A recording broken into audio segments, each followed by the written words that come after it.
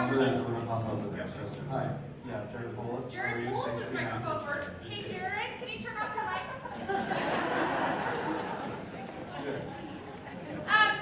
I just want to go over a few ground guidelines for today's town hall. We're super excited to have such a full packed house in Silverthorne, especially at noon. This is really a tremendous turnout, and we're really excited to have you.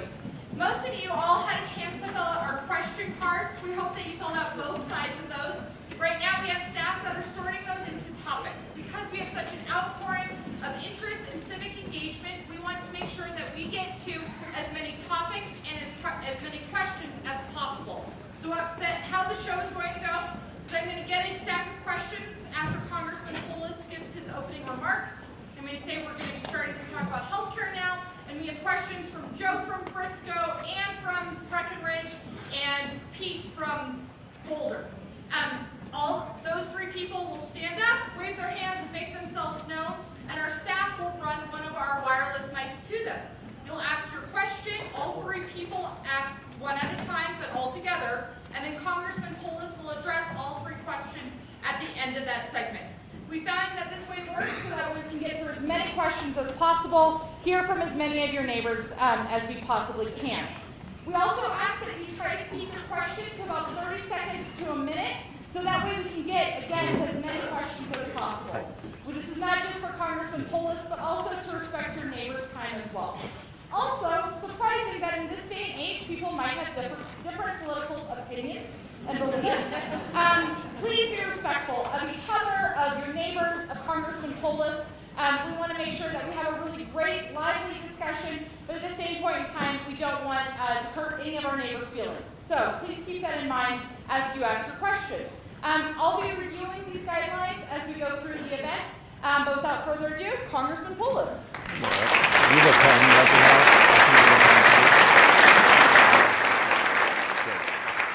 Well, look, this is a record turnout in Summit County, so give yourselves a round of applause.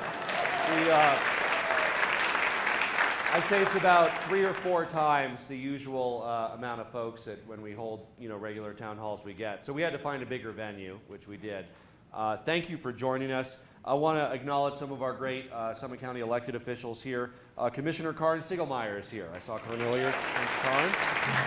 Our mayor, Bruce Butler. Where's Bruce? I just said hi to him earlier. Thank you. And we're really happy to be here in Silverthorne. I think it's our first town hall in Silverthorne. We usually do Frisco, so we're really excited to be in Silverthorne. Dillon Mayor Kevin Burns is here, and Breckenridge Mayor Eric Mamula. Let's give them a round of applause as well. So, look, I think if there's any silver lining to all the troubling things that are going on in Washington, it's this renewed sense of civic engagement that we're seeing with you here today, also with the record number of letters and phone calls. I assume not just my office is getting, every office is getting. And frankly, the people that are marching in Denver, in Washington, perhaps some of yourselves, whether it's for science, whether it's for women, a lot of people who just have, realize that we can't sit on the sidelines any longer. We need to be involved. And so that's the silver lining. In my line of work, we always have to maintain a dose of optimism. And I know that if everybody stays engaged, the change that people desire will occur, and they'll make it occur. I'll report back on a few issues going on. Mostly this is your meeting. We'll get to hopefully everybody who had a question. And I'll stay here. But I want to update people on the most recent news that's probably on a lot of your minds just from yesterday, the firing of Director Comey. Now, this is troubling because Director Comey was an independent FBI director who was heading up the investigation into the Russian connections between various Trump associates and perhaps the president himself during the last election. We know, of course, from the report that was released that the Russians not only attempted to, but did, through a variety of mechanisms that have been reported on, seek to influence the outcome of our last election. What we don't know yet is whether there was anything that rose to the level of collusion between either members of President Trump's campaign team or even the president himself. The American people deserve, of course, to know this. That's why I've introduced a bill calling for an independent commission to look into this. We're getting broader support. That is now more important than ever before, because remember, the president will now select his own hand-picked henchman to be the FBI director, who will be politically beholden to Trump himself. So it's very important for the American people to have a full accounting of what occurred, were there illegal acts of collusion, how high did they go, what did the president know, when did he know it, did he order anything? And obviously he personally was not involved and did not know about or order any of this collusion. He needs to be cleared, and that obviously can't be done by his own person either. That would have to be done by an independent commission. So hopefully we'll get there. Our calls have been kind of renewed with additional support since the firing of Director Comey. So we're able now to stand stronger. More and more Republicans are joining that call, and I hope that that's what we can produce for the American people. Because when we were having town halls a week or two ago, what I was telling people is I said, I think the various investigations will get to the bottom of this Russian matter. We have the House Intelligence Committee investigation, the Senate Intelligence Committee investigation, and the FBI investigation. But now, of course, the primary one, the criminal one, the FBI investigation, we no longer have the trust and the integrity of that. And so it's very important to have an independent commission that does this. So we're going to continue to push very hard for that as well. There's a lot of, so much news coming out of Washington. It's almost like, whiplash every day, right? Hearing everything happening. It's hard to keep track. And I'll hear what's on your minds. But some areas I'm particularly concerned about for Summit County, for Colorado. Certainly our environment and our public lands are one of those. They've already sought to or have undone a lot of the rules that President Obama put in place, like the Clean Power Plant rule. They might roll back. They're talking about rolling back some of the national monuments that were added for protection. In addition, they are discussing potentially selling off public lands. And of all the things that they could do, that would be one of the most harmful because it's the most permanent, right? So when we lose a Clean Power Plant reg or a methane regulation, that's bad, but we always know that political wings can swing back and we can put air safety and health as a priority again in 2 years or 4 years or 6 years. And of course, we've lost that time from a carbon perspective, but from a human health perspective, we can move back that way. But with regard to our treasures, of course, of Colorado and the Mountain West, our public land, once they're sold off, that's forever. That's forever. There's no future administration. There's no other way to do that. They're developed, whether it's oil and gas, whether it's commercial, whether it's roads, whether it's deforestation. Whatever's done is done. And the federal government, they'll never be our public lands again. So it's very important that we are attentive to that battle, particularly in many of the counties I represent, Summit and Eagle and Grand, where our main economic driver is our public lands and the jobs around them, the quality of life around them. And this is a battle that is winnable. We're continuing to fight it. Our new Secretary of the Interior has been pretty good on these issues, Zinke from Montana, but there are certainly those within the administration and within Congress that are trying to bring forward this effort to sell off the public lands. So we're going to be very involved with that and highlighting the role that our public lands play in jobs and economy, whether it's the outdoor industry, hunting, fishing, et cetera, and trying to make those arguments to persuade people that it's important to keep them public. In addition, of course, to their ecological value and the quality of life value and all the other great things that they provide. Many of you heard the House passed a version of a bill to repeal the Affordable Care Act. Unfortunately, it replaced it with something that was worse by almost any account, in that it was scored or analyzed by the Independent Congressional Budget Office, the director of which was appointed by Republicans. And that score, now this is the score of a previous version, I'll get to that in a minute because it changed a little bit, but it said 24 million Americans would lose their insurance under this plan, and for those who didn't lose their insurance, it would cost 15 to 20% more, particularly higher increases than that for people in the 51 to 64 age group. So that's what the nonpartisan analysis said. They made some changes to it, which in my opinion made it even worse, and then they voted on it before we even got the analysis on those changes. So we still haven't gotten that. Presumably we'll get that analysis in the next week or two, because what they did is they actually tried to make states the bad guys by saying states can opt out of what we call essential benefits or discriminating against people with pre-existing conditions. States are allowed to do it if they opt out, but then they're basically forcing states to opt out because the subsidies and block grants that they give states are not at all sufficient to maintain that level of benefits. So they're basically saying states are going to have to do presumably states could raise taxes or something to try to keep them, but states are really left without an alternative over time, but to find a way of opting out of essential benefits. In addition, they replace one of the less popular parts of the Affordable Care Act with something that I think is perhaps even less popular, the mandate, meaning if you don't have insurance, there's a fine today. They replace that with what I think is an even worse concept. It's a fine if you're uninsured and you try to get insurance. So if you're uninsured, I know, it sounds like a folly. That's actually what's in the bill. If you don't have insurance and you want to buy insurance, you have to pay the insurance company would charge you a 30% penalty for buying insurance. So anybody, and that's one of the reasons that the budget office said this is going to, 24 million people will have insurance.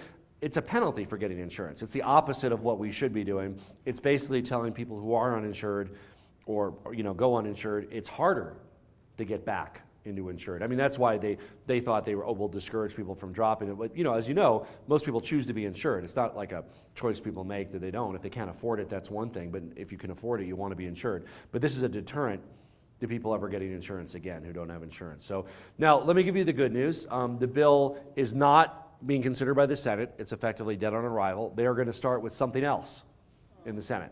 So some other, but we haven't seen it yet, don't know what it is. And then the question is, can they then combine that with a House bill, get it passed by both and to President Trump? It could go either way.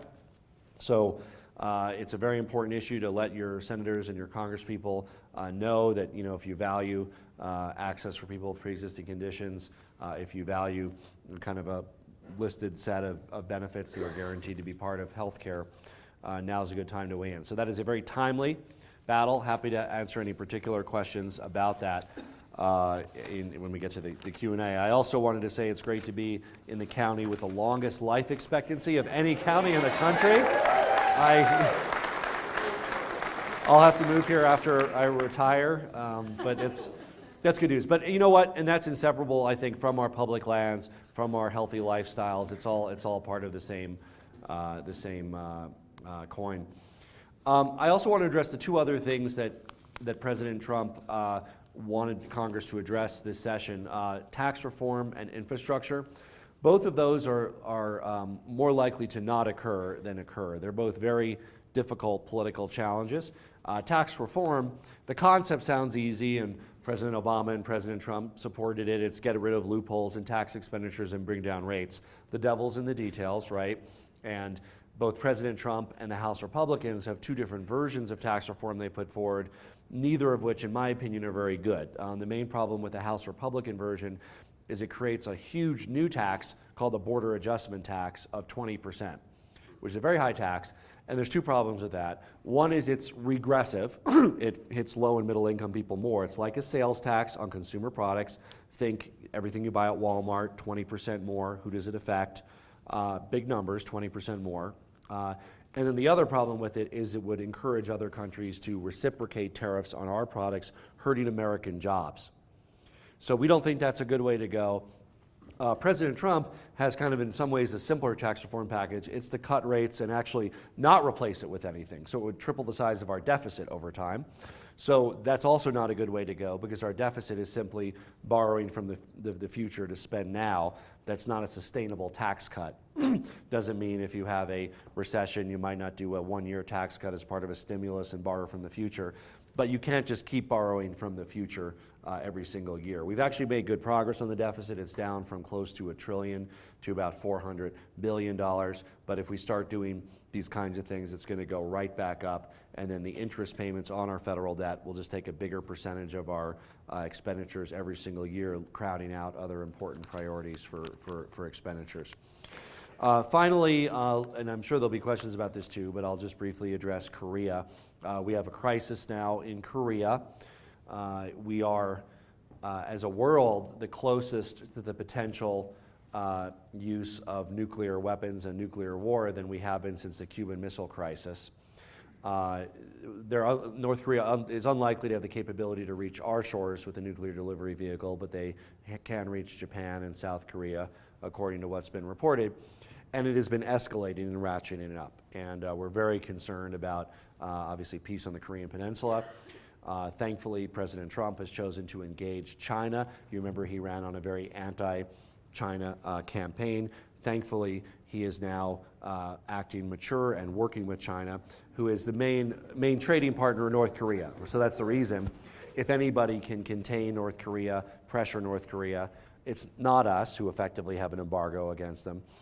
It is China, where they derive their sustenance and their food from, and is their main trading partner. So we've got to work with China, and of course other regional powers. In this case, we are largely on the same page, as other world powers in wanting to, to the extent we can, prevent use of nuclear weapons, and the extent we can try to denuclearize his capability. That's a harder challenge, but certainly our policy priority would be how do we prevent North Korea, an authoritarian, reckless regime, from having the capacity to inflict a nuclear holocaust.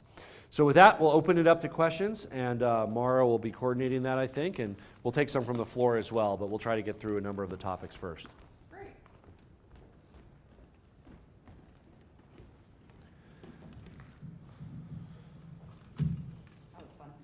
Our first two questions are going to be talking about the environment and national monuments. John Baden from Dillon, and Mike Mahan from Silverthorne. Stand up, raise your hands. All right, there's one mic, there's the second mic. Are people able to hear me okay in the back, by the way? Yes? Okay, good. My question on the national monuments, Trump is talking about doing away with some of the designations. Can anything be done to prevent that, or can he do away with national monuments? Sir?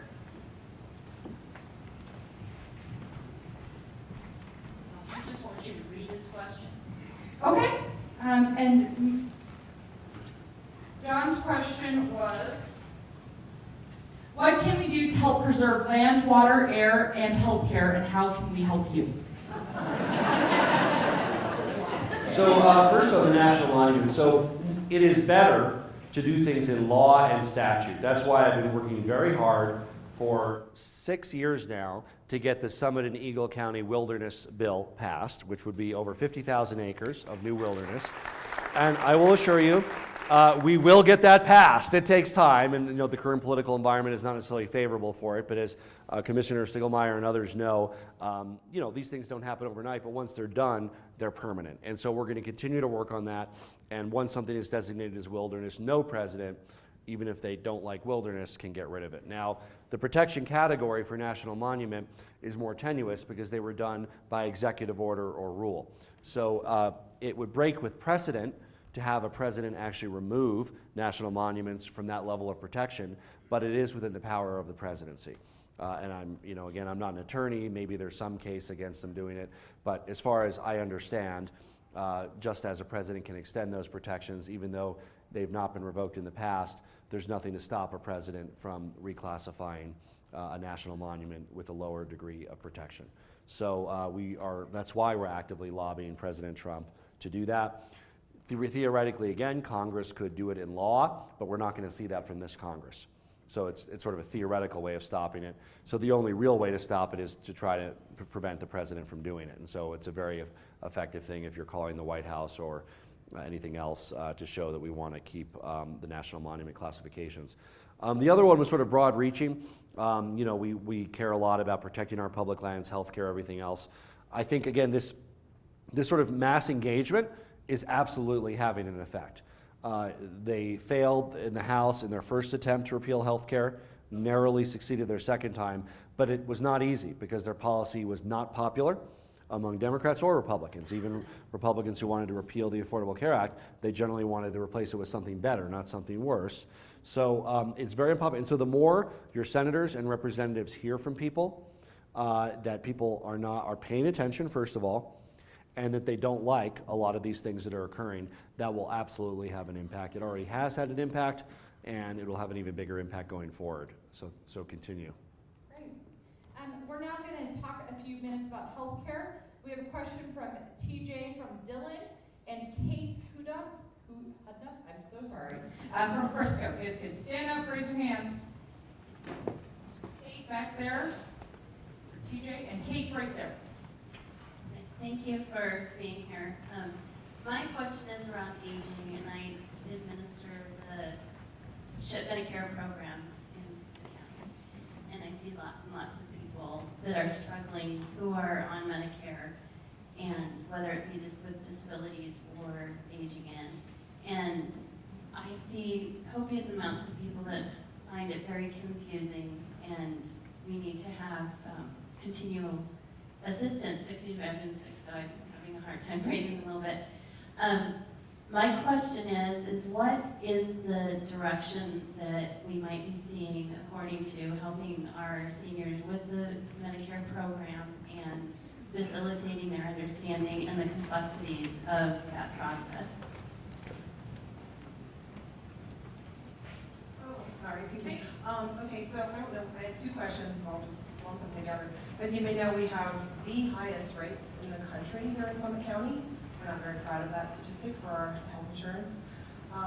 So what can we do to bring them down? And number two, I have a daughter with asthma, and I know there are many children who have far worse diseases, but what can we be doing to save insurance for pre-existing conditions? Thank you. So, yeah, you know, Medicare, by the way, you know, thank goodness it exists and people rely on it. And our office is happy to help people navigate that in conjunction with you. We have a senior specialist out of our Boulder office, Stuart Feiner, that if we can get your contact information, we'll have him call you. We, as the Ombudsman for Constituent Service, try to help out any issue that you or as a service provider your clients have with the federal government. So it could be that you're traveling overseas and lose your passport. You know, keep us on your fast dial, we can help. Immigration, veterans benefits, Medicare. All of those kinds of things is what our office has caseworkers that are able to help with on. So if Mara, if you can get her information, we'll have Stuart call you and we're happy to do whatever outreach we can on Medicare. We have been very engaged with the state and frankly very critical of the state with regard to the Summit County insurance rates in Eagle County and Western Colorado. They could have implemented it in a way that didn't have higher rates for us. They didn't. We are working very hard on solutions. We've been very aggressive in talking to the people who run the exchange, Marguerite Salazar, and of course Lieutenant Governor and others to highlight this issue that it's simply unacceptable. So there's things we need to do within our of course there's things we can do in our communities to reduce costs. We all want to do those, but it's also not fair that due to particularities of demographics or anything else, that Summit County residents should be paying 50% more than 20 or 30 miles down the road in Georgetown or Idaho Springs. It just doesn't make any sense. So we're on it. We're working with the state to forge a solution. It's not really as much a federal issue. It just needs to be implemented right at the state level so that there's not this disparity. But to the extent we can generally reduce costs at the federal level with good policy, that would be help out everybody really. And pre-existing conditions has got to be a critical piece of anything that happens. That was one of the main benefits of the Affordable Care Act, preventing the people with pre-existing conditions from having those conditions, which was commonplace before, written out of their policies, not included, or having to pay much higher premiums. So we really we don't want to give up that progress. Great, so now we have a few questions about housing. Kevin from Dillon. And then a housing question from the Summit Association of Realtors. Does that person want to stand up and raise their hand? No name, just someone to say.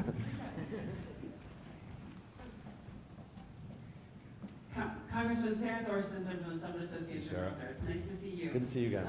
You have been wonderful about helping to introduce legislation several times on condo financing to help assist locals get into condos as a first step into home ownership. Thank you for that.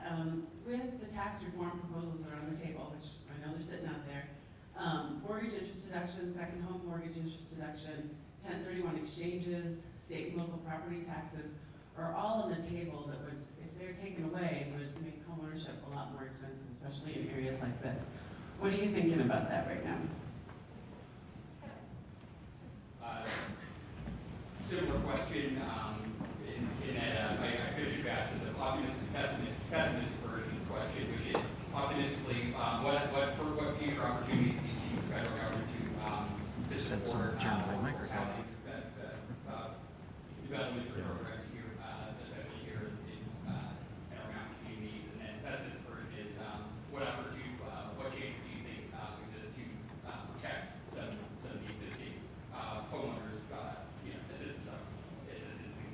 Yeah, and frankly, as you know, we've been very thrilled to partner with Summit County and Lake Forest and working on finding appropriate public lands that can be swapped and used for workforce housing and affordable housing. So in many of the communities I represent, that is absolutely part of the answer. Eagle County is looking and considering along similar lines to see if we can identify some parcels that might be appropriate. Those actually take bills to get through. When we did something like the land swap, it takes a couple years. The same bill has to pass the House and Senate, signed by the president. So we need to be legislatively engaged for those, and we are very receptive of those kinds of great ideas that come from the community. Tax reform, again, I wouldn't bet on tax reform occurring. I think it's more likely not to occur than occur. But if it occurs, the question is what's in it, what would be good, what would be bad. In the various proposals now, of the things that you mentioned, the only one that has been on the table, if you will, has been the local and state tax deductibility. And that was, removing that was in the House Republican plan to remove state and local tax deductibility. That's somewhat of a regional issue. High income tax states dislike that. Republicans and Democrats from New York and California would be strongly opposed to that. Representatives from states like Texas and Florida with zero state income tax, they have higher sales taxes, would tend to be supportive of that if it pulls down rates for their constituents. We're kind of in the middle in Colorado. We're 4.63%. We probably, if they bring down rates, we might get a slight net benefit from that, in that you all might actually save a little bit on your taxes if that was included in the final package. I'm doubtful that it will, simply because of the votes of representatives from states, Republican and Democrats, from states like California and New York, both of whom have many Republicans and many Democrats. So I just don't think it's likely. The others have not generally been talked about that much. I mean, occasionally people talk about home mortgage interest. That's a very compelling one for people to be able to afford their homes. They've made decisions based on that, and especially if they're on fixed income, that can be very important in the consideration. I think you mentioned a few others as well. We continue to work on condo-tel financing and opening up to Freddie and Fannie. It's been elusive in the sense that, well, we made some progress, but until we have like a complete reauthorization of federal housing policy, which has a number of problems in other areas, we haven't been able to move like a separate bill in this area or any other area related to housing. So I'm hopeful that we'll be able to do that in a bipartisan way this Congress. But as we look at tax reform, again, I don't think it's going to happen, but as we do, yes, it's very important to look at all of those parts and what they mean. And does it affect people's ability to afford a home? Does it, increase the product of goods at the store by 20%? I mean, what are the other parts of it? We all want to have simple taxes and lower taxes. That part's easy. But then what else does it do? Does it mean you're paying more on the other end if you're losing deductions you currently have, or paying more in the store for products? So it's very important to look at both sides of the equation of tax reform. And so, again, I've been dubious of the proposals that have been presented so far, including the one that limited state and local deductions, but very supportive of the concept and hopeful that there will be a better version put forward. We have a few questions on immigration. Therese Keel from Breckenridge and Lorraine Gill from Silverthorne. You can stand up and raise your hand so we can get a mic over to you.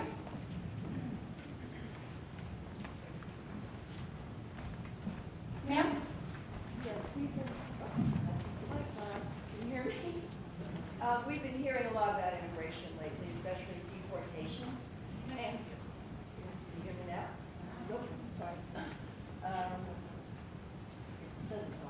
Anyway, as we know, in Eagle County, Summit County, we have large Hispanic populations. And from what I've been hearing, they're worried. We had a meeting here with law enforcement, immigration lawyers, mayors, about a month or so ago, and it was standing room only. The questions that were asked made us all know that our residents, our population, they're afraid. With all the deportations that are taking place right now, especially for people that may have committed a crime, maybe as little as just having a DUI or having a fake social security number, those folks are getting deported. I was happy to hear at that meeting that our law enforcement is not going to be rounding people up, but with an administration that seems bent on doing that, what can we do? My question is similar. with a lot of fear in the communities and with even mothers, children being arrested or deported. I guess my question would be, how can you work in this climate to get anything passed, or how can you work with Republicans to Sure.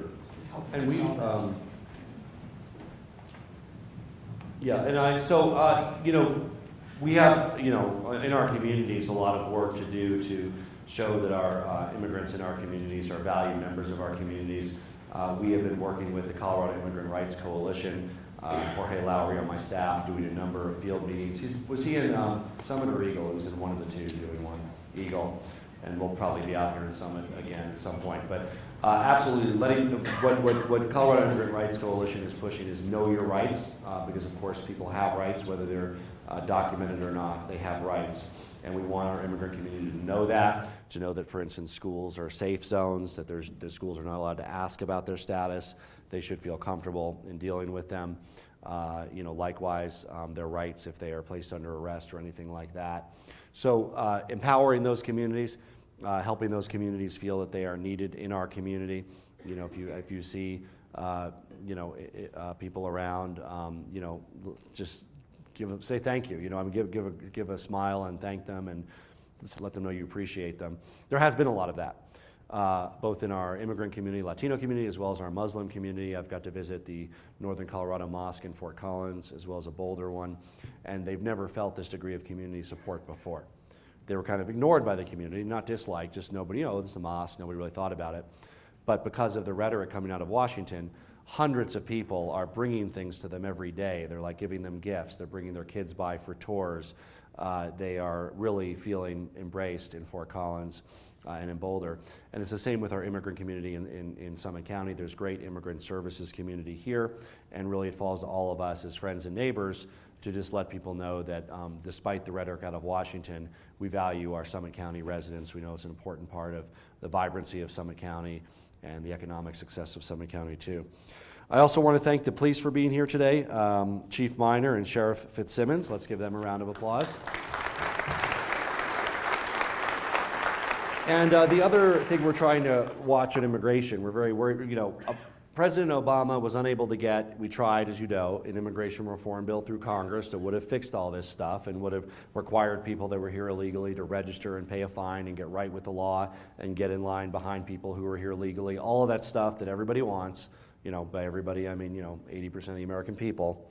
But we couldn't, and we got it through the Senate. More than 2/3 of the Senate voted for it, but we couldn't get it through the House. So what President Obama had to do is use, again, his executive authority to do something called deferred action, or DACA, which at least addresses what we call dreamers, young people who grew up here, don't know any other country, they've been here since they were 2 or 4, they've been through our schools, they're the friends of your kids, you know them, all of a sudden they graduate, oh my gosh, they can't work legally, they couldn't go to college, so he provided a temporary work permit for them, 2 years renewable, now it's 3 years, and so far that program is continuing. But if President Trump were to choose to, he could simply, on his own authority, just like repealing national monuments, because it's not law, he could stop issuing DACA cards. And that would create almost 750,000 more people here illegally and working illegally.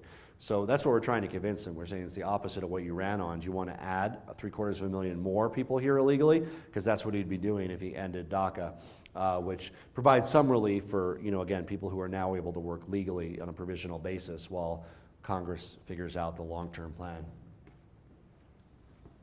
So just as a reminder, if you have any question cards that you'd like our staff to pick up, we'll be grabbing those as well. We have a few questions on redistricting and gerrymandering. One from Jim from Dillon and Jamie Callahan from Frisco. Stand up, raise your hand. We'll get a mic over to you.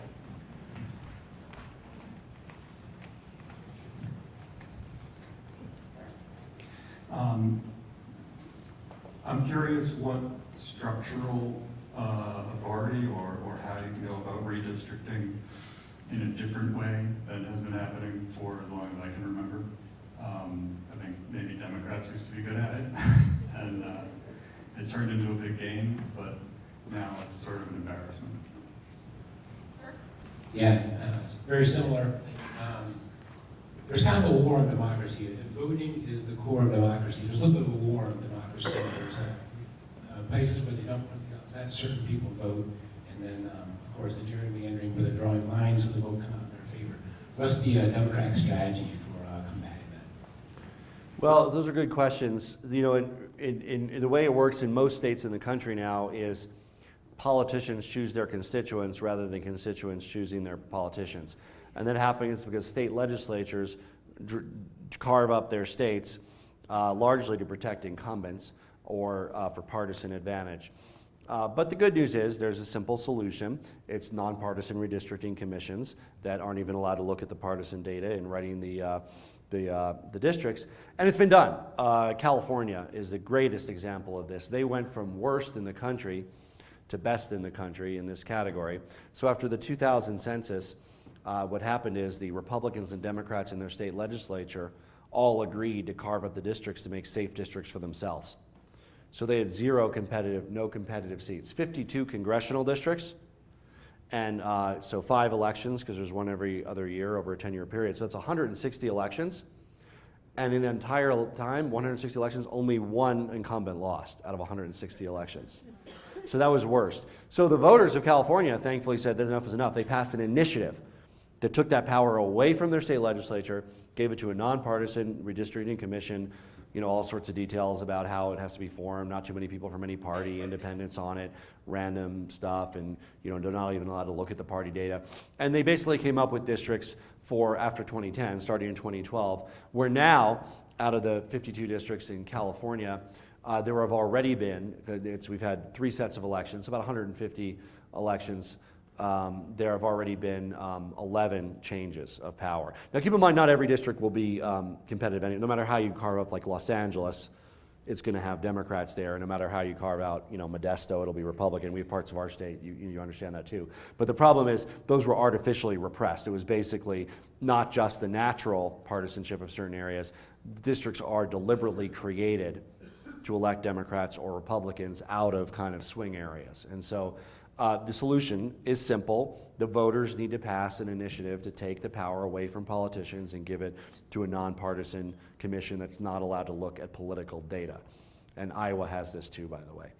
So I would hope if some, I don't expect the politicians in Denver to ever do this themselves. People don't give up power, but it should be a citizens initiative. I think if this was put on the ballot here, just like California, would pass. I mean, I would personally support it, you know, pending obviously the fine print, but it's a concept that I like and support. There's not a lot the federal government can do. We have a civil rights nexus in it, so when they actually do it for racial reasons, we have a cause of action, and it has been done for racial reasons. States have deliberately tried to disenfranchise African Americans and Latinos, and we've successfully forced them to draw those districts differently. But there's no law against doing it for partisan reasons. It's kind of ironic. When they're doing their defense and arguing they didn't do it for racial reasons, their actual main argument is we were doing it to disenfranchise Democrats, not black people. That's legal. So that's actually what their argument is. They have to show that they were doing it not based on race. But you know, the courts have generally ruled if it looks and smells like race, it is race. But again, that's not a perfect proxy for competitive districts. And we've got to find a way to do this, you know, state by state. You know, now that's the good governance strategy. What the other person asks is what's the Democrat strategy? Obviously, both the Democrats and Republicans want to control it for themselves. So they want to control state legislators, control governorships, draw their own districts so that they can manipulate the rules. So that's a little different than kind of the good government goal, which would be my goal here, I mean, which is to try to say there should be fair districts for everybody, politicians shouldn't draw them. So those are kind of, but don't worry, on the other front, the Democrats are certainly cognizant that they need to take governors and state legislatures because they had horrible districts drawn the last time around because it was done by the people elected in 2010, which was a Republican wave. And that's why even if Democrats win, for instance, the popular vote for House of Representatives by 4 or 5 or 6 points, they probably won't take back a majority in the House. They actually need to win that popular vote for House by 8, 9, or 10 points, landslide, right, to take back the majority. It's kind of like the Electoral College of the House, but it's one of those undemocratic things that unfortunately persists. So speaking of the Democratic Party, we have a few questions regarding that. Olivia Sherwood from Silverthorne, and then Stuart Richardson from Silverthorne as well. Stand up, raise your hand, we'll get a microphone.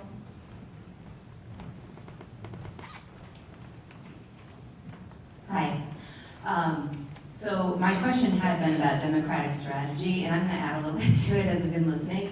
This is the most blatantly corrupt and exploitive administrative office I've ever heard of. I'm only 40 years old, so some of you might know worse. But what are the Democrats doing about this litany of ethics violations that are potentially clouding our entire democracy, essentially? I feel like the Trump family is basically allowed to get away with anything and everything. I'm not seeing Democrats in the media strongly coming out against these things, like the State Department promoting Ivanka Trump's books and her clothing line, and also just simple technicalities like the very fact that he is on the lease for this hotel in Washington, D.C. I mean, there's literally a long list of things that we're trying to figure out why no one is actually doing anything. And I know Jason Chaffetz doesn't find it a priority, but I'm sure that the Democrats do. And I know the Mar-a-Lago Act is probably not going to go anywhere. But at the same time, what are you guys doing about this? I mean, it just keeps happening week after week after week. And the more he gets away with it, the more it's going to be okay for him and everyone afterwards. Thanks.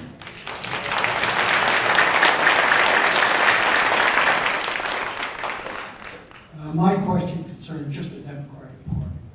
I don't see a Democratic Party. I don't see a leader. I don't see a unifying platform from the Senate, Congress, from the state representatives. Who is the Democratic Party? Well, so, first of all, I'm a co-sponsor of the Mar-a-Lago Act. I'm a co-sponsor of about 12 different bills, requiring the release of his tax returns, for example, basic disclosure. We don't even know where all these conflicts lie of interest that are out there because we've never seen his assets or his tax returns. Obviously the problems with the family. There's a whole bunch of, the Democrats have no institutional power to do any investigations. We're in the minority. I don't like the outcome of the election, but elections have consequences. So we have no power to use Congress as an investigative body. There are Republican committee chairmen like Mr. Chaffetz that sit controlling the agenda of each committee. We beg, we cajole, we do everything we can within our persuasive powers to try to get them to be attentive to this.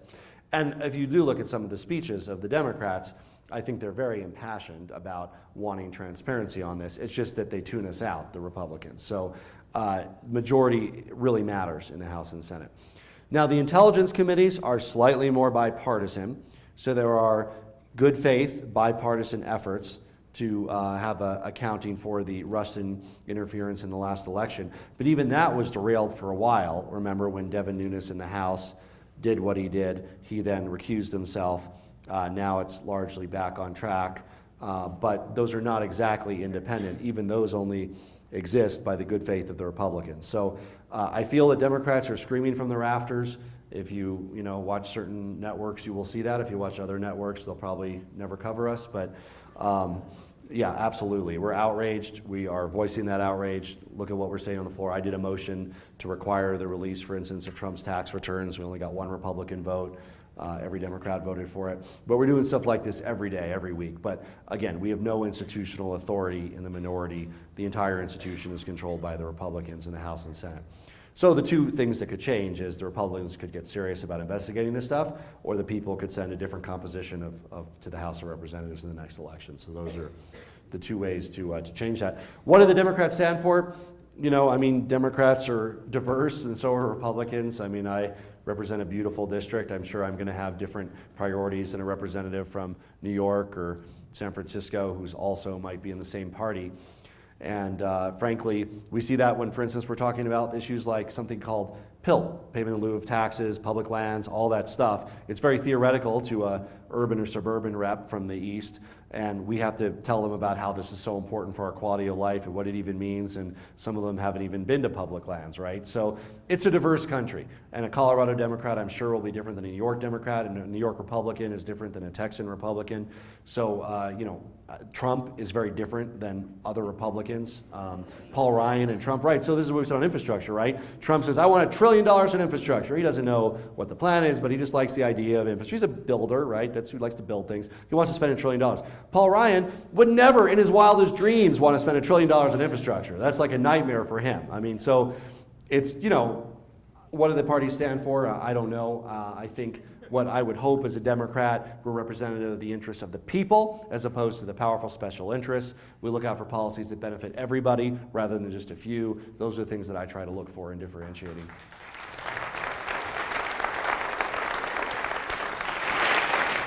We have a few more questions sort of along those lines. Mary Francis from Breck and Marie Orland from Silverthorne.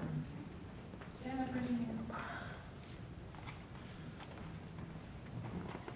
I have a really loud voice. I'm not going to worry about mine. I'm just concerned about the bipartisanship, and can you and the Republicans work together on anything? Like healthcare, I mean, some of these things are just so completely basic, and they're not red or blue. Yeah, I'll leave you there. My statement was, all I have is my voice, and what can I do with my voice and participate and make things move along and make things better. And while I was thinking about all of this, House Education, or House Bill 899 wants to get rid of the Department of Education, which I think is just awful. So that's a side note. Sure. So with regard to bipartisanship, I'm in a group called No Labels, which is 20 Democrats, 20 Republicans that are representatives. We are working together to try to form some nexus of bipartisan support. We played an instrumental role in keeping the government open last week. We basically all agreed to a principle where if there were not what we call policy riders, things unrelated to expenditures in the bill, that we could support it. There was such a bill brought before Congress. I voted for it. Government didn't close. That was a good thing. We're setting our sights on trying to be helpful on tax reform or infrastructure. If there's a way to make it happen, it'll come out of that kind of bipartisan discussion. Democrats generally, myself as an individual, lots of ideas on health care. Lots of ideas. I would love, but I haven't been called or invited to the White House to present them or by my congressional Republican colleagues. They are very intent on doing it alone without us. It's their prerogative. They control the majority. I should add that, right? They can do that if they want. But if they do want to do something bipartisan, I am very excited to be there at the table talking about rates in our mountain communities and disparities and coverage. I really have a threefold test for healthcare policy changes of whether I would support them. Is it more affordable for people? Does it expand coverage? And does it maintain or improve quality? If it meets those criteria, I would support any idea, so from any side of the aisle. And what can you do? Your voice, you mentioned your voice. So look, in addition, of course, to writing letters to your senators, your representative, you are a voice. And what does that mean? You're a leader in your community. So letters to the editor, posting them online, sending out an email of good news to your friends. There is a plague of fake news out there that is devastating the civic discourse of our country, right? And I'm going to give you a prediction that you'll, when it comes to pass, you'll say, Jared said this was going to happen. Let me give you some good news. There will not be a wall across our southern border, ladies and gentlemen. So,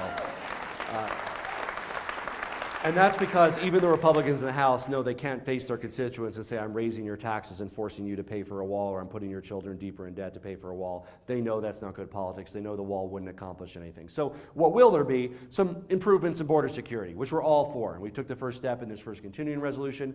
There already all are walls in some places, as you probably know, and fences, but we can absolutely improve border security, decrease drug smuggling, decrease human smuggling, all of that. And I think everybody's serious about doing that.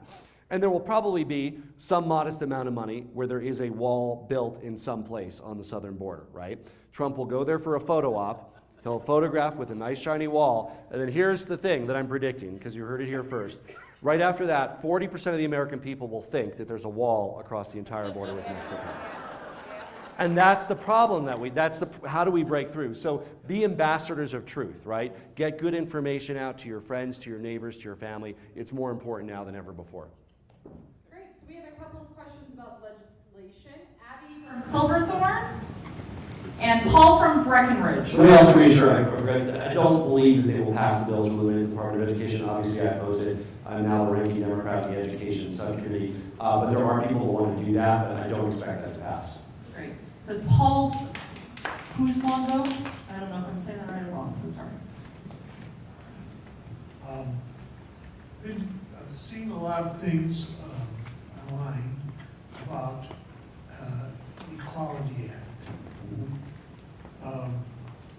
Is it possible that that act will be passed during this current administration?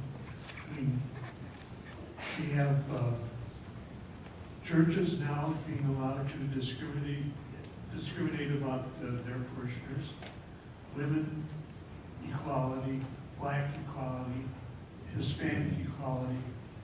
If we take these down one by one, like it seems like it's going to happen, who's next? What do you do about it? Thank you, Congressman. My question was, what committees are you currently sitting on, and what are you guys working on? Committees, did you say? Yes. Yeah. So the Equality Act would extend civil rights protections to LGBT Americans in all 50 states, the same types of civil rights protections that minorities have, discrimination in housing, discrimination in employment, all of those areas that are covered under our civil rights law. We have an inclusive civil rights protection for LGBT individuals in Colorado, but in 24 states they don't. And by the way, in the states that don't, it's the states where gay and lesbian Americans often would face the most discrimination, and it's perfectly legal in those states. So that's why we've introduced the Equality Act. It is bipartisan. We have Republican sponsors, not a lot, I think 2. But we, you know, and it would probably get a few more votes in that. It is not likely to pass with the composition of the current Congress. But it is universally popular among the Democrats. There's only 2 Democrats that are not co-sponsors in the House, and it's over 40 sponsors in the Senate. President Obama had previously endorsed it. So I think it's just a matter of time till we can provide that basic civil rights protection to say to any American, regardless of your skin or your race or your religion or who you love, you are afforded equal treatment in this country. That is the American promise. That is our American values. And we will get there. It just, we will get there. But yes, a lot of communities are feeling targeted under this administration. The Muslim community, the LGBT community, people of color, the immigrant communities. And in addition to speaking out with our own voice, we should absolutely seek local and state laws that can protect people affirmatively while the federal government is asleep at the switch. So that's very important to do. The other one is what committees I'm on, what am I working on? So Congress works in committees. The world is so big and there's so much going on, we specialize. And so I have 3 different committee assignments this session. I have the Education and Workforce Committee, and I've now risen to become the senior Democrat on the kindergarten through 12th grade and early childhood subcommittee. So the point person for the Democrats on education, which for those of you who know me, I started some schools in the state. I was chairman of the State Board of Education. That's something that I'm very, very excited about, putting forward our proactive agenda of how we invest in kids, provide better early childhood education, universal preschool and kindergarten, all of those things that are so important to successful outcomes. I see them even more personally now because I'm the father of a 5-year-old and a 2-year-old, so I know how important those early years are. And we're working on, so in addition to opposing bad ideas there, like vouchers and those sorts of things, we're working on a proactive agenda, like the gentleman said, what do the Democrats stand for? We're trying to, at least in my small world, say, well, this is what we would do in education. This is how we would improve our schools. This is how we would, have good creative use of technology, protect, privacy, and make sure that we reduce disparities across income levels and race, all of those things. So we're working on that. That committee, the full committee, also oversees labor and workforce issues, so that's the other thing that committee works on, and higher education. And one of the areas we're working on this session is the reauthorization of the Higher Education Act. So one thing to keep in mind, just because Congress seems so partisan on these big issues, there's still a lot of things that we do that are good, that are broadly bipartisan, that I'm honored to work on. I mean, I would never be able to go to work every day if I just had to oppose everything and we lost every time. That would be a terrible thing. I don't know how I could get up every morning. So last session, we passed the Every Student Succeeds Act to replace No Child Left Behind. I worked on that. I authored parts of it. I was on this conference committee. This session, we are doing the Higher Education Act, which is a lot of our college affordability programs. We're hoping to get things in there like year-round Pell, replacing fixed payments on student loans with income-based repayment. So there's a number of ideas that I have Republican sponsors with that we're trying to get into that final bill. And so I'll be happy if we can make higher education a little bit more affordable this session, if we can get that done. The other committees I'm on are rules, which sounds arcane, but it's an important committee by the process. We winnow down amendments. So like if there's a bill on the floor, there might be 200 members of Congress that submit amendments to it. that would bog down Congress for weeks. We just kill most of those amendments and we just advance maybe 10 or 15 to the floor to be considered. So it has a very important role in shaping how final bills look and which amendments are actually considered on the floor. And then the final one is the Ethics Committee, which I'm not allowed to talk about, but I can tell you it's very interesting. It's my first year on it. And it's an interesting time to join it, and I'm certainly enjoying that. And I'm no stranger to those issues too. In the state, I helped write our state ethics laws that banned lobbyists from giving gifts to state legislators and set up an independent ethics commission here. The lobbyists down in Denver did not like that, but I got that through.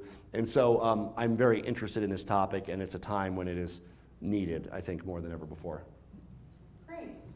So we have a lot of questions that cover a broad range of topics. So we're going to ask 3 at a time and see how many of these questions we get through.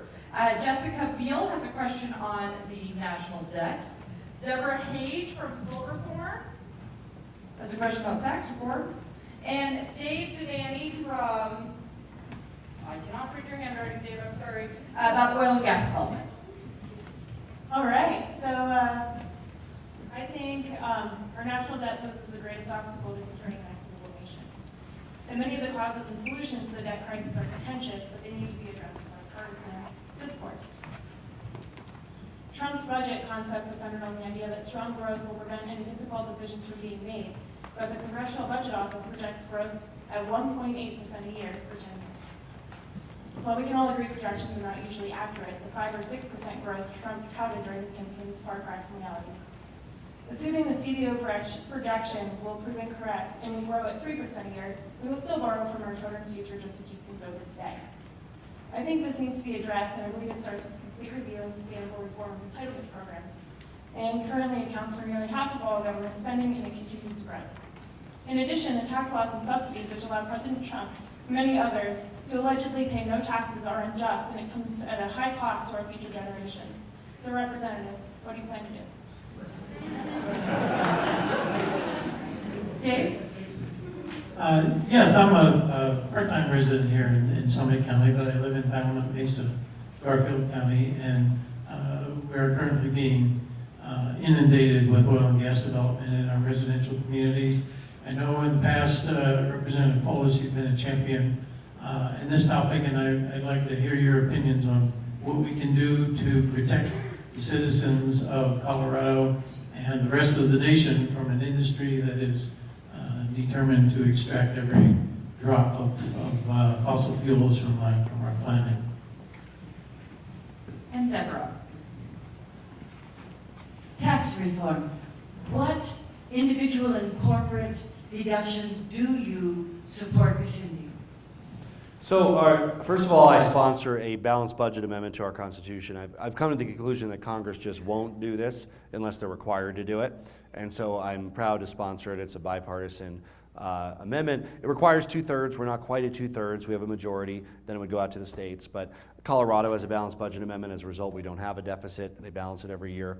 And in the amendment, we have a exemption for like a national crisis or war or something. But in general, that's the way to do it.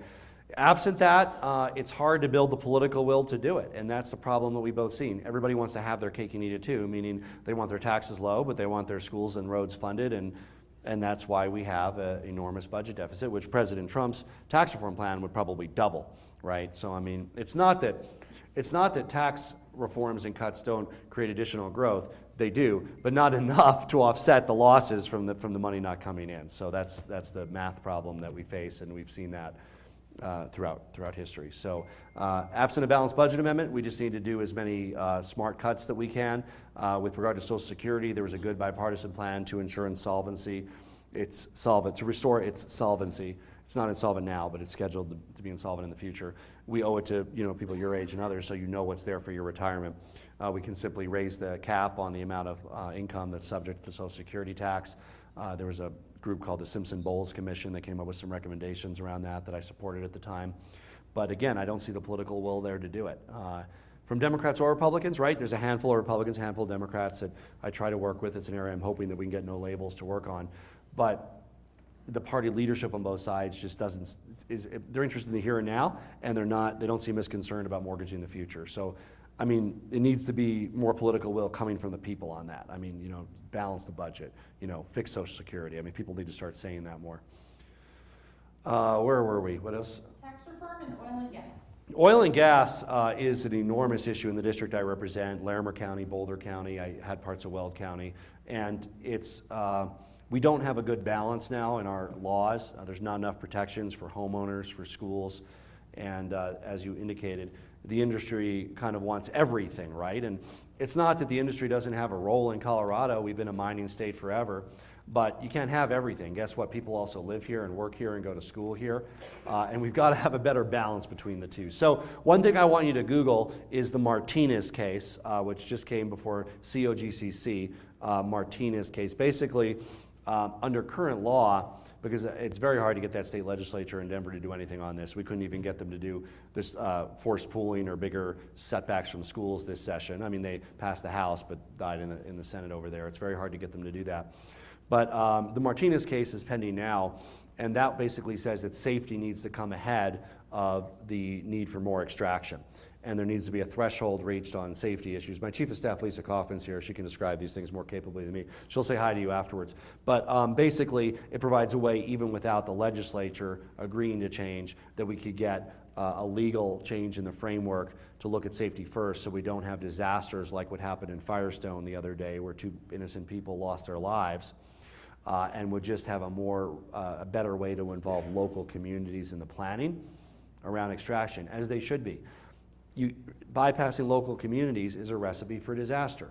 And you need to go into a local community and say, okay, if you have these industrial areas, you know, this extraction is appropriate, that's what they're doing there, there's a factory, whatever, but not in the subdevelopment by the park, right? I mean, it's kind of common sense. But that solution has still been elusive to Colorado, and it's one that I'm happy to help it reach however I can. I mean, I'm out there, as you know, supporting local control and bigger setbacks, and I'm happy to continue to do that, but we haven't yet reached there. But the biggest short-term hope, Martinez case, medium and long-term, better, you know, different state legislature and governor that are willing to work on this. And yeah, tax reform, so there's, on the corporate side, there's a lot of loopholes and deductions that are essentially favorable tax considerations that certain industries got because their lobbyists are effective. The example is oil and gas. Over $100 billion in tax subsidies to the oil and gas industry, one of the most profitable industry on the planet. They don't need $100 billion in tax subsidies. So eliminate that and use that to bring down rates. Along with that, silly things. I mean, there's a million silly things in there, which again, I would generally support getting rid of. That's one of the bigger ones in oil and gas. On the individual side, the question is, what do you do with itemized deductions? Do you do anything with the big three? Those are charitable, home mortgage interest, and state and local.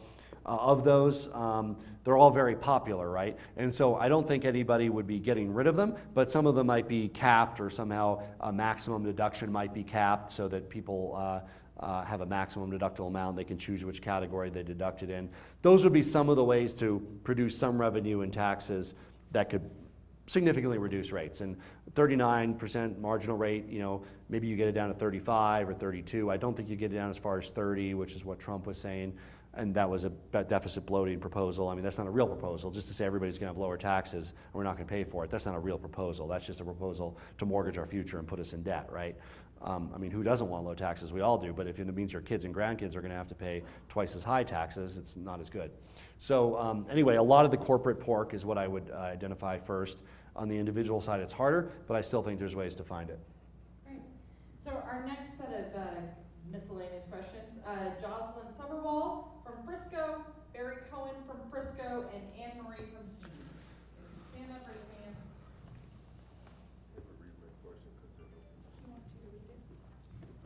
I can do it. Okay. I just wait. So this is on talking about false information coming across to the public.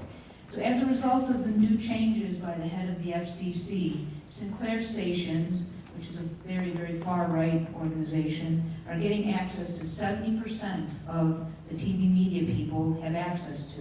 And that's way above the 39% that currently the FCC allows, or 39%. What are you or Congress doing to make sure that the airwaves are not dominated by one company and also that the internet remains neutral?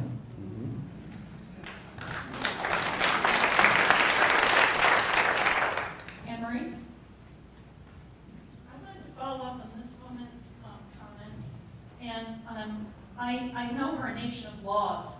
So what I don't understand is exactly like she said, that there are the new guy, as I like to call him, gets away with breaking the laws. So you said that we don't have a majority in the Democratic side of things.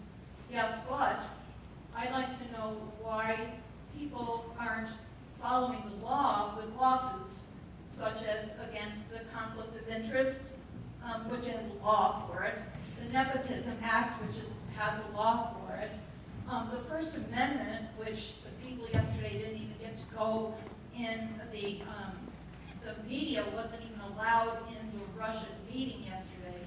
That kind of thing, the First Amendment is a law, and so I'm wondering why he is able to break the laws when we have these laws, and are there any lawsuits?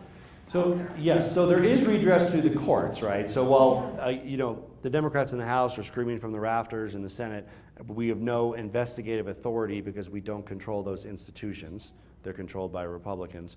Absolutely, and there are cases on the conflict of interest pending. I don't know if there is or isn't on the nepotism. I'd have to look it up. There should be. Somebody should file suit. The good news is there's a lot of aggressive attorneys in the country, the ACLU and many others. Generally, if they find a way to have a legal approach, they do it. The problem is those are not fast, right? So we get to justice in this country, but justice is a slow process. So it is entirely possible that the conflicts of interest, there could be a very strong court ruling in 3 years on it or in 2.5 years. But there's nothing that happens in the court system there, in a week or a month. But yes, anybody who has a legitimate complaint before the law of the president violating the law, because no one in this country is above the law, can have their day in court. And there are a number of cases that are doing that. So that is happening. But and it's not a headline because everybody knows it's a year or two away. But you see it, and I've read those. It's happening. That's good. And then what's also possible, of course, is that people elect a different Congress that's willing to use the institution to subpoena witnesses and really find out what's going on. So it is happening, but it's slow, and that's a challenge with that side. First of all, keeping a free and open internet is incredibly important. They've made a couple steps back from that, and first of all, selling your broadband privacy and your browsing habits without your permission. Secondly, threatening to roll back some of the net neutrality requirements. What this means, because I suspect not everybody, you probably heard the term net neutrality, but you know what it means. And my first business was an internet access provider, so I know a fair amount about this space. What it basically means is with net neutrality is you have to treat all content equally on your broadband and through the internet. If you don't have a rule that requires it, it would allow whoever the internet provider is to basically charge the content providers different amounts. So you would have a fast internet stream from conglomerates like Time Warner and Disney, and slower internet from some startup or WikiLeaks or a nonprofit or whatever else you're reading on there, right? That's wrong. The internet should be free and equal for everybody. So just somebody's garage startup should have the same access to your home as the multi-billion-dollar conglomerate. That's the dynamism of the internet. That's what leads to the creativity and the usability of the internet. And it would be wrong to basically discriminate against the smaller players on behalf of the big entrenched content providers. So that's what kind of the importance is and what's at stake. Diversity of media ownership is another important category. We, in general, and also specifically with media ownership, need to really reinvigorate our antitrust approach. Not just in media, but media is an excellent example of an area where we really need to reinvigorate antitrust. I just have a quick question, that third one. So when the U.S. Census Director has retired, the U.S. Census Director has retired, or is on, is there a mechanism for replacing him that allows for input from Democrats? I'd have to look at that position. I thought it's a presidential appointee. It's a presidential. Yeah, so the answer is no. The president gets to appoint several thousand people to different positions across the country, and he appoints an EPA director that doesn't believe in climate change, a secretary of education who doesn't believe in public schools. That's his prerogative, and that's, I guess what some people voted for. But no, I don't believe we have any. Again, we have laws around the census that any census director has to follow, and there's recourse for that. Just like there's education laws that the secretary has to follow. She has to distribute the money according to the formula that Congress passes. She can't just like put it in her pocket and give it out to vouchers. She's not allowed to do that. So, you know, we have rule of law in this country. And so, but that's only as good as the law is, right? And the people have a lot of flexibility in running their agencies as well. So Congressman Polis, we have two people who wanted to make statements, not questions. Sure, that's great. So We'll listen. And then we're going to go ahead and let you. I'll call a few from the floor then. That'd be great. Okay. Sir? Thanks, Congressman. I want to briefly mention an event that occurred at the town hall meeting in another state yesterday.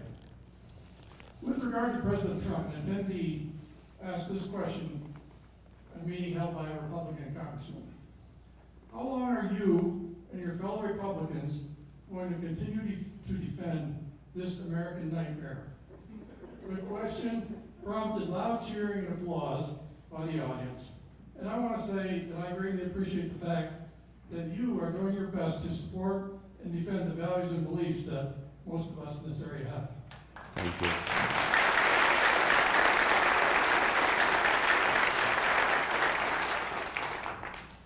Hi. Along the same lines, sir, I want to thank you for your support for affordable health care. No family should ever endure the loss of a child, especially at the cost when there's no affordable health care. No family should ever endure the living hell of worrying if your child is going to live another day, along with it being terrorized daily. How on earth are you going to survive this financial catastrophic event? My son, 1993, was a healthy 4-year-old, contracted a virus known as, it was diagnosed as viral myocarditis, in which the heart muscle is so severely damaged, he underwent a heart transplant 10 days later at Denver Children's Hospital. Kudos to Children's Hospital. He lived for another 8 years till he was 12 years old. But we went through hell. We even had insurance. We had American Community, but the small print said does not cover transplants from living donors. We went through hell, terrified. Some days suicide sounded like a better option. And kudos to the government. Social Security did come in, cover the heart transplant under emergency and medical necessity. But then we started through the hoops and finagling with American Community. Unbeknownst to us, while we were in Denver, as we were required to stay in Denver, there was a big controversy in the papers about us paying for this major medical for 5 years, and then when we need it, it's not there. They finally succumbed, I think about 9 months later, and honored the policy. But shortly after that, they pulled out of the state of Colorado. And I'm very positive we were an integral factor in it. And then we were left scrambling for insurance. And we were scrambling, and This is before Affordable Care Act. Before, but it kind of talks to the same thing. The only thing out there at that time was Colorado uninsurable, and number one, it wasn't affordable, and we had learned from the small print, it did not cover second heart transplants. So I, again, just can't thank you enough. I hope no family ever endures what we have gone through, not only losing a child, but with worrying how we were going to survive this financially, if it was going to wipe us out our entire lives that we have worked for. Thank you for sharing that story. And I'll be taking a few from the floor in a moment. Thank you for sharing that story, and that's exactly what's at stake in healthcare, and the fact that it was treated so recklessly in Congress, where we had the bill for less than a day to even read. There was no analysis of it, and it was just passed out without even understanding, good, bad, or other, these life and death implications that it has for families across the country, just unconscionable, right? Even in the process perspective, regardless of the policy. And not everybody loves the Democrats' policy, but we did spend a year on it, and we had plenty of time to hear the print, go hear people. Those town halls, get back to town halls, those weren't always pleasant for me. But we still had them, and we heard from people, and it was very frustrating because there were people on all sides, and people didn't like this. And the frustrating part was people didn't like things that weren't even in the bill. They said, take the death panels out. I said, sorry, there's no death panels. They said, you better, I don't like it because it, doesn't put Congress under the same insurance as the rest of us. Well, actually, it did that. Before the Affordable Care Act, members of Congress had the federal benefits. Under the Affordable Care Act, we buy our insurance in the exchange, like everybody else. So it's, if you don't like what's in it, I respect that, I want to hear it, but it is very frustrating. You can imagine when people dislike it for something that is not correct, that is factually inaccurate. So again, and these town halls are having their impact. I can see that in the eyes of my Republican friends when we go back. They know something's afoot. If there's any hope for saving protections for pre-existing conditions, it is because hundreds and thousands of people are going to these town halls, and in red districts and blue districts, and it's having its impact. So I want to call on a few from the floor. If you haven't asked a question yet, raise your hand, and I'll just give you a number real quickly. So 1, 2, 3, 4, 5, in the back there, 6, and then 7. We'll come back up, 8, 9, and 10. We'll go. Try to be quick, and I'll just call it a number and go. Yes. Hi, my name is Tom, and the word impeachment has been thrown in the press every day. If a president continues acting like he acts, and a prosecutor finds that he is guilty of collusion or whatever it is, how hard is it to impeach? Okay. Number 2.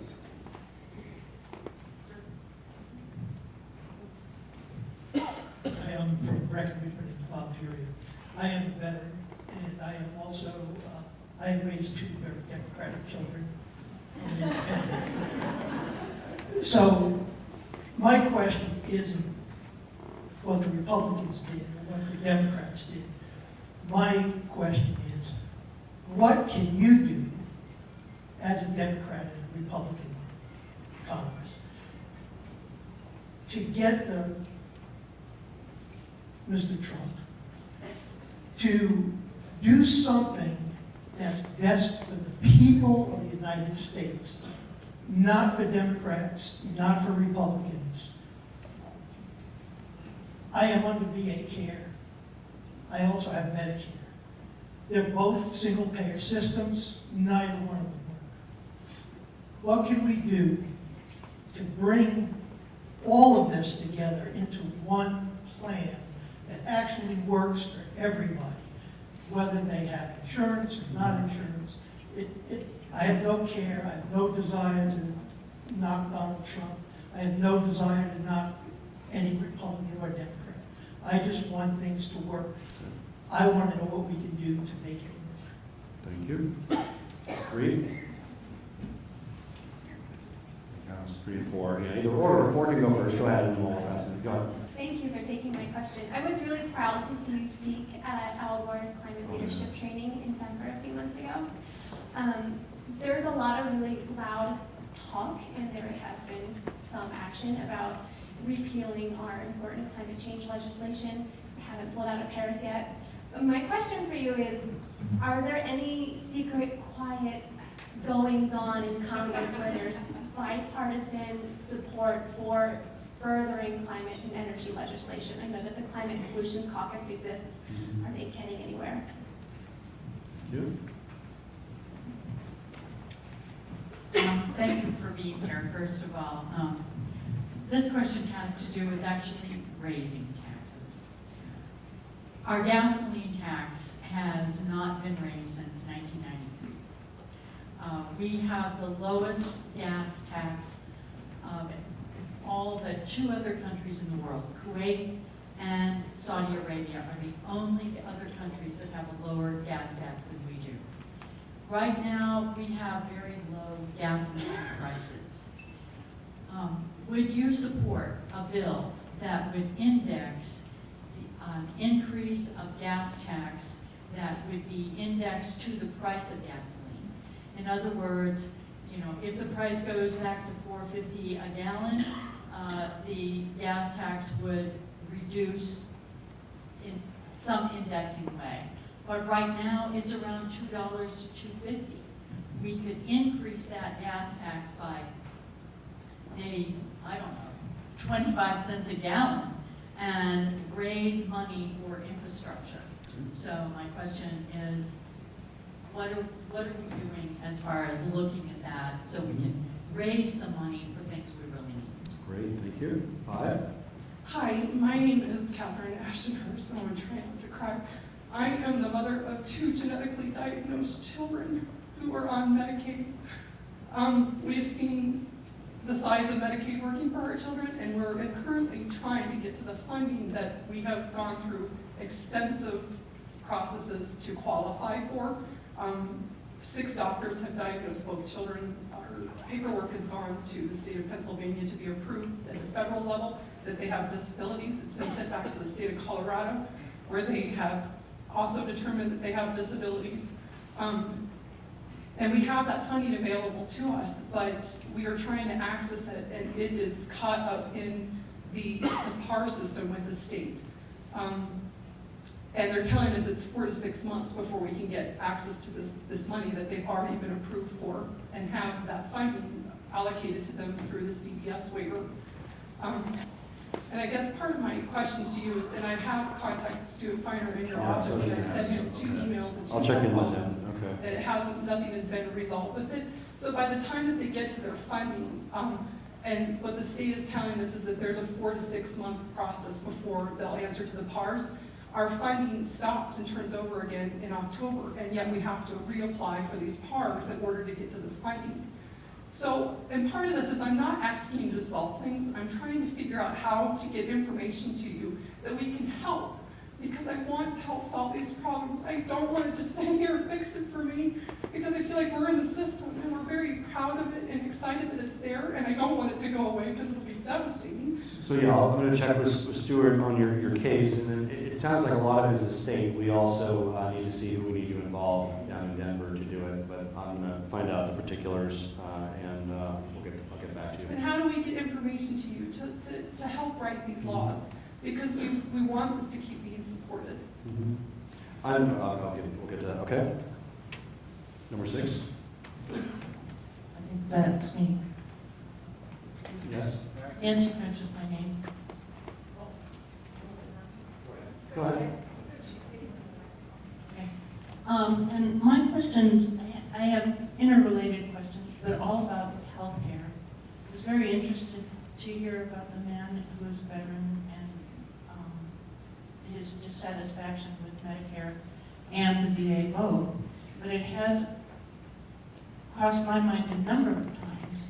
What if we had a system that was like Medicare, but for all? And so now I would add to that question, listening to him. Why do we have the VA system and the Medicare system as separate systems? Why shouldn't everyone and their families be covered by health care without insurance companies making big profits in the middle?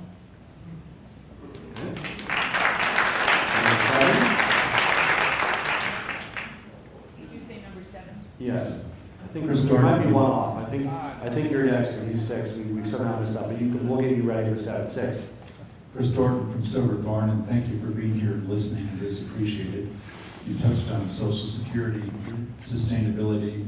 I'd like to cite some non-alternative facts from the Social Security website that says that by 2035, Social Security's receipts will only cover 75% of benefits. It will require an immediate 13% reduction in benefits or a comparable increase in taxes. The website also says that an astounding 21% of elderly married and 43% of elderly non-married depend on Social Security for over 90% of their income. With respect, Congress has played kick the can with Social Security funding for decades. The train wreck is now only 18 years in the future, according to Social Security statistics. What specifically other than the cap that you already mentioned, would you suggest that can stop the train wreck? Hi, Congressman. Thanks for coming to Silverthorne. My name is Chris O'Reilly from Breckenridge, and my question is on legislation. I'm interested to know what legislation you are interested in sponsoring or co-sponsoring in the rest of the legislative session and next year as well. My name is Beverly Bravestone. I'm from Frisco. I have a question that's actually based on some observations made today. That it's rather comforting and wonderful to hear someone complete a sentence and a paragraph.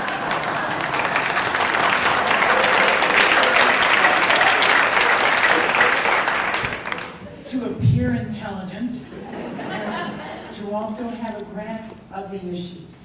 So with that said, my question is, are you running for governor?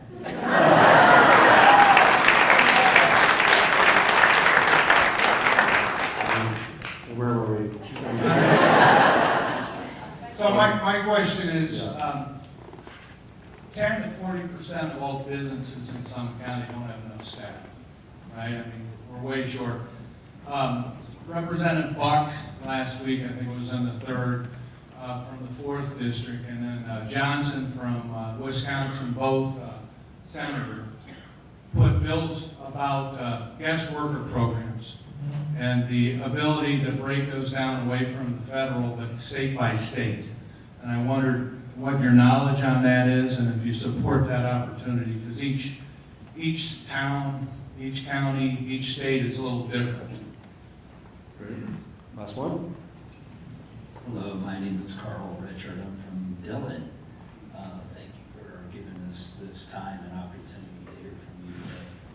My question, or I have two ideas that I'd like to bounce off of you, and yes or no, the answers would be great if you wish to elaborate, great too. You've already spoken how difficult it is to get health care reform and tax reform passed. My idea is that I'd like to know if you'd support,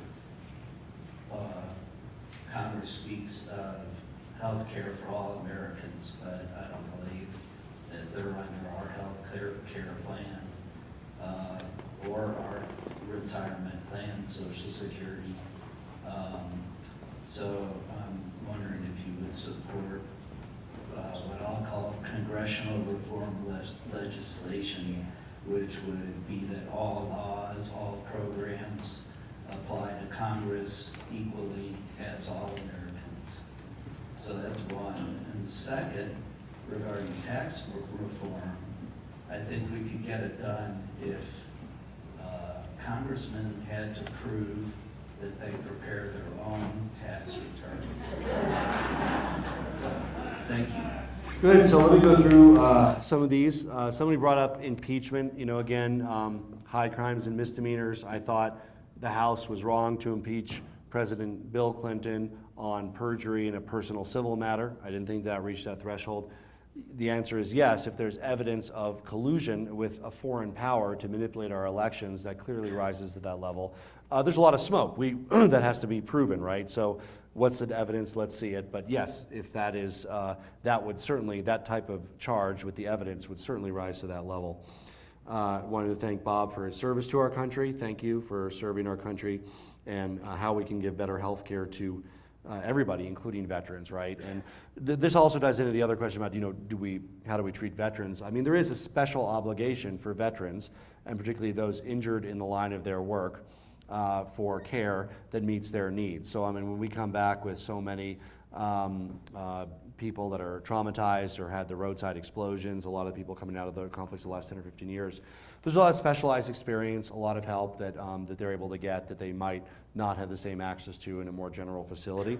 So, but it should be a better quality of care, and there are many instances in this country where veterans tell me that they feel it's actually a worse tier rather than a better tier. So the whole point is to make sure we honor our commitment to those who wore our country's uniform, were injured in the line of duty, the last thing we should do is be giving them subpar care. I have been supportive of something called the Veterans Choice Program. There could be a way to expand that where veterans would have access to other things, but we want to make sure that they have the best care available.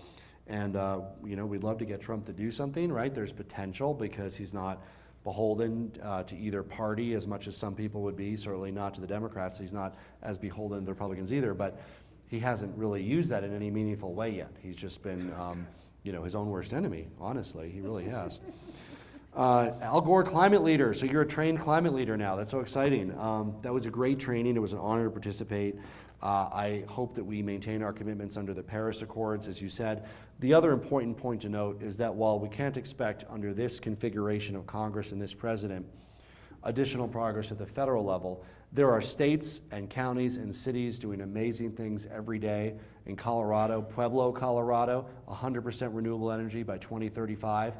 Aspen, already 100% renewable energy. So, I mean, these are things that communities can do that have an enormous impact. So, of course, don't give up federally, but let's also focus on what the state of Colorado can do and what counties and cities can do to move the bar, because with regards to climate, it gets harder and harder the longer we wait, the longer we have the failure to take action. Raising taxes, so I mean on gasoline, I have supported gasoline tax as a funding for infrastructure. So that's been my position. I don't, in our plans that we didn't really tie it to the cost of it. It was a fixed amount, but you know, I'd be open to that. But the thing is, with infrastructure, you also want a predictable funding stream. You don't want to be so volatile that they're starting up some big project and then the money runs out because, you know, gas prices change. But I would love to find a way to do it is close to a use tax. It's who uses our roads, people that pay gas, buy gas. That's an appropriate way to fund infrastructure investment. Catherine, we'll get back to you on, you know, on what we can do. But you asked also how we find out about stuff. This is how we found out about stuff. So like when she talks to Stuart or talks to one of our constituent advocates, they then translate that to our legislative people in Washington, saying, here's a problem with the current law, this person fell between the hoops or whatever, this is how we fix it. So that's the way our congressional office works. We try to take back what we're hearing, not just at these town halls, because this is just, you know, a minute worth, right? But when you have the detailed discussions with people on my staff, say, what is it that needs to be fixed?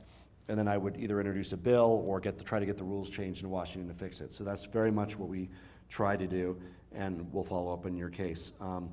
Healthcare, you know, Medicare for all. I've generally been supportive of that, you know, a basic threshold of support of healthcare for everybody. And there would still be supplemental and wellness. People could get additional insurance, employers could provide additional insurance, but what a boom that would be, particularly in a place like Summers County with so many self-employed and small businesses. What a great thing if they didn't have to worry about benefit administration and all of that, and it was automatic. I think that would be a great thing, so I'm supportive of that idea. Chris read the Social Security website. I wish more Americans did, Chris. And that's why, you know, even years ago when it was easier to fix than it is now, I supported the Simpson-Bowles Commission report.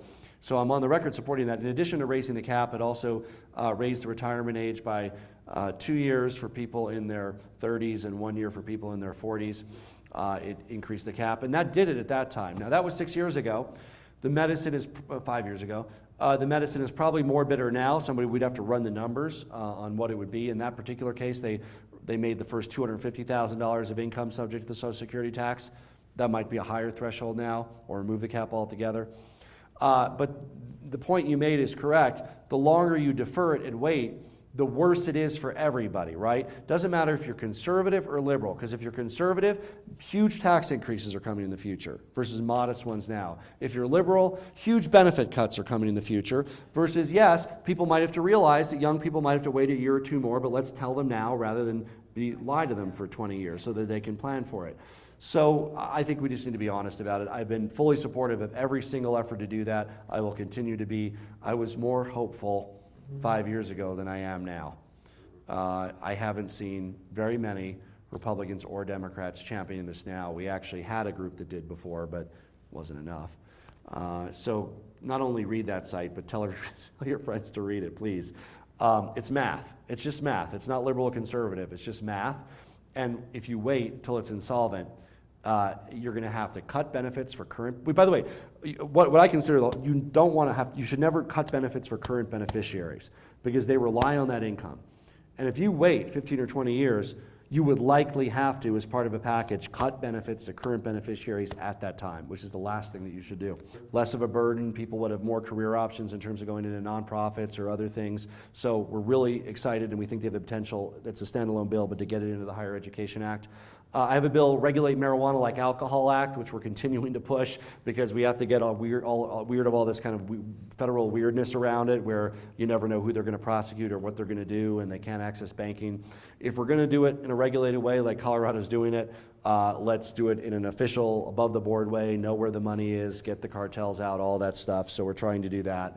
And there's still a regulatory approach. We have it, keep just like alcohol, keeping it out of the hands of minors, preventing illegal product from being sold, all of those things.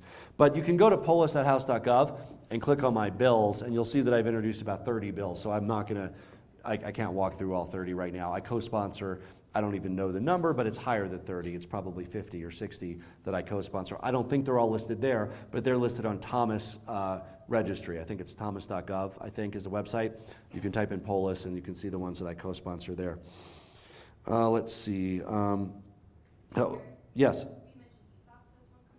Oh yeah, we're just one of the fundamental challenges of our country and our state have been that while we've had economic growth, there's been growth, the benefits of that growth have accrued to just a few rather than been shared more broadly, right? So how do we create an economy that works for everybody? One way of doing that is employee stock ownership.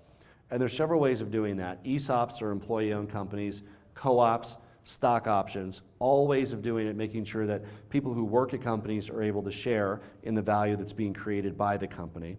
And so we're doing a bill regarding tax and regulatory issues to make it easier for companies to form ESOPs, which are employee-owned companies. New Belgium Brewery is a prominent ESOP in Colorado. Everybody who works there is an employee owner, sharing in the value that's being created. So we're trying to help make a more positive federal framework. So that's a bill we're introducing soon. In the next few weeks, I think we're going to have a Google Hangout chat about it too, if you're interested in that topic. Look for that. We're doing this new thing when I'm in Washington to stay in touch where we go on Google Hangouts and you can ask questions while we're on video. We did one on public lands that had over 100 people, including people from Summit County joining us. Thank you for the comment on me completing sentences. That's a pretty low bar, isn't it, these days? Oh gosh, this is not a political meeting, so I certainly am not talking about any future political plans other than to say that I'm focused on this job. I've been focused on the resistance. It's very important right now. If I am going to do anything else, it'll be, we won't hear about it for a couple months because this is a very important time to focus on this term rather than whatever comes next. But certainly, stay tuned and I'll let everybody know how I can be of service to you.